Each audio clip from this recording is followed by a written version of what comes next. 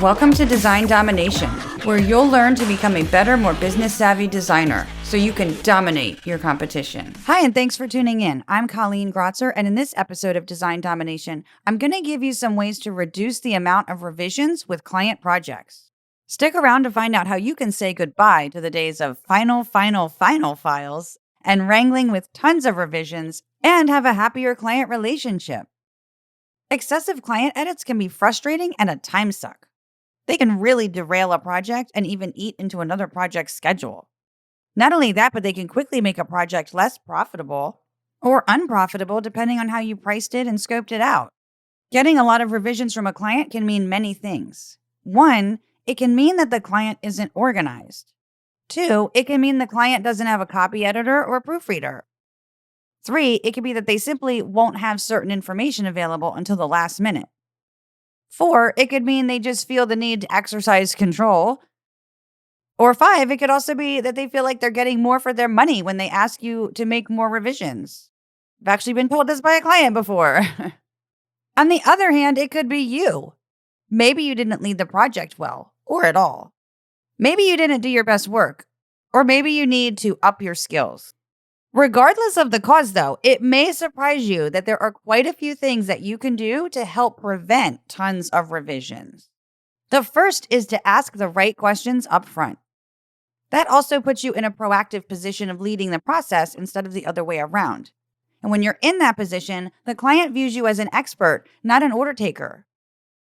When clients nitpick and art direct your designs, for example, the client asks you to make something bold or red or whatever, rather than leaving it up to you to decide how to best resolve that underlying issue, that's often a sign that you didn't ask the right questions up front, if you asked any at all.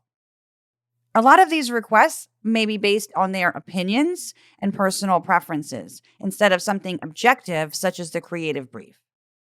But it could also be a sign that your design missed the mark. When you ask the right questions up front, you know who you're designing for and why. And if you don't know which questions to ask, be sure to get my free guide, 17 Questions You Must Ask During a Design Consultation at creative-boost.com/questions. The second thing you can do is set expectations of what you want to get. Remember, you do this work every day. Clients don't. Clients are usually very well-meaning and want to help, but they need guidance. So let them know what you need. If you want final copy, ask for it. But you must define what final means, because, as you know, what we say and mean is not always what they say and mean. So it only helps both parties to be really clear. Otherwise, we know how that can go. I mean, how many times have you had a really final file, or been sent draft text to quote unquote help you get started? So I ask for final proofread copy. The other thing is, what constitutes a revision? Some clients may think that that means any type of edit. Others may think it's okay to rewrite everything or send a whole new file after the layout is done. Another thing you can do is limit the amount of included revisions in your agreements by number of drafts or time to make them, for example. And anything outside of that is at a cost, which should be specified too. Now, I know some designers who don't do this, or they offer unlimited revisions, and that's fine. If that's profitable for you, that's what matters. If you've worked with the client before and they don't make excessive edits, then you could do this. For most projects, I include 2 rounds of revisions and say, of decreasing complexity. I changed my contracts to say this immediately after a nightmare brochure project, where the client decided on the second round to send all new copy for the brochure. I don't recall if I didn't put my foot down, because technically my contract didn't preclude them from doing this, or maybe they pushed back when I said something. But to them, it was just another round of revisions, and to me, it was a whole new layout. So now saying of decreasing complexity lets them know that the number and complexity of edits should decrease with each proof, not increase. No redesigning on the second draft, for instance. Another thing you can do is limit the number of contacts. The client may need to have others review a design proof, but that doesn't mean you want 5 people to send you edits. What I've seen happen in these situations is that the left hand doesn't know what the right hand is doing. Someone inadvertently goes rogue and makes edits that another point of contact disagrees with. and it never ends well. When you limit the number of contacts who are in charge of sending you the edits, that leaves it up to them to compile the edits and go through which ones are okay and which ones are not. A fifth thing that you can do is check your work. Now, earlier I mentioned how a client might nitpick or art direct your designs if you didn't ask the right questions up front. But it could also be because your design work is not up to par from a technical standpoint. Maybe the styling you use for body text is inconsistent in some spots, for example. Maybe you almost lined up some boxes on a page, but didn't quite get there. So you might need to tighten up your technical skills. Clients shouldn't have to point out these types of things and tell you to clean up your work. You're supposed to be the expert, and they're paying you for that expertise, not to tell you how to do your job. Could you imagine if you hired a painter to come paint a room in your home and you had to keep telling him he missed a spot? You might be like, but this is his job. Why doesn't he already see this? The other thing to check with your work is the content. Did you leave anything out that the client sent you? Did you follow any special instructions they may have given you? Did you put everything where it's supposed to go? Did you make sure that words that are supposed to be in italics or superscript or whatever the case might be appear that way in the layout? Did you check any special symbols or accent marks for words in other languages? We work on a lot of medical publications with Greek symbols that we need to check. In the past, I've often spent more time checking my work than working on the actual layout. And sometimes this can be dozens of hours in a large project. Now, if you really stink at looking for discrepancies in files, like between the client content and your layout, well, heck, even if you already have an eagle eye for details like I do, I have an amazing solution for you. You can do this by saving client text files such as Word as PDFs, and then open the one that you want to check and open the PDF of your design proof. And then in Acrobat, go to View, Compare Files. Select the PDF of the client's file for the old file, and then your layout PDF for the new file. You can adjust the settings, such as if you only want it to look for differences in text and not styling. And then you'll get a report showing the differences. Now, if you don't use Acrobat, check out draftable.com/compare. This works very similar to Acrobat's Compare Files feature, and it's free with some limitations. Alternatively, you could take the PDF of your design proof and save that as a Microsoft Word document, and then compare the client's text document in Word by going to Track Changes and then Compare Documents.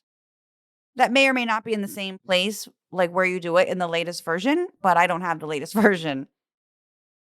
Now, with any of these methods, you still have to weed through the findings in the report to see if they're accurate or not. But let me tell you, this saves hours of doing it yourself and hoping that you'll catch everything. This is a game changer. So always check your work. And even if you've already checked your design work in the layout file, in InDesign, for example, you'll often spot things in a PDF proof that you didn't catch in the layout file. It just gives you a different perspective. Now, if you want to see screenshots of any of these methods I mentioned, just go to creative-boost.com and click on the episode page. A sixth thing that you can do is present your work. I have found that presenting the work to a client results in a lot fewer design changes. When you take the step of actually presenting your work and explaining how it aligns with a creative brief and their objectives, you get less pushback.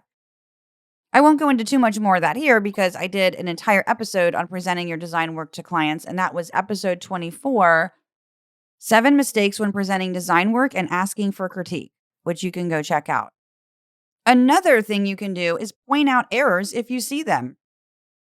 If you spot something, question it up front, before or when you send the proof. For instance, we put notes in the design proofs letting the clients know that we corrected a misspelling. And there are 4 reasons that we point this out. One is because sometimes what you think is a misspelled word really isn't. Now, I've always been a stickler for spelling, but one time I was wrong. Second is that it lets them know so that they can change it if they use that same copy elsewhere, like in another publication or on a website. Third, it reinforces your expert status. You're being proactive, not waiting for them to request edits. And 4, it shows that you care about the quality of your work and helping them, which is something clients will come back for again and again. Number 8 is get a formal sign-off. If a client is making what seems to be never-ending edits, Have them sign and send back a form. Having them jump through a bit of a hoop can make them think twice about making more edits and taking more time to get all their edits together at one time. If they balk, say, oh, you're happy to make the additional edits, but that it's your policy to get approval after, X number of rounds of edits or however you'd like to word that. Another way you can reduce client revisions is to anticipate questions. If you think something could potentially be an issue, bring it up with the first proof, if not before. If you think it might be an issue, they might think so too.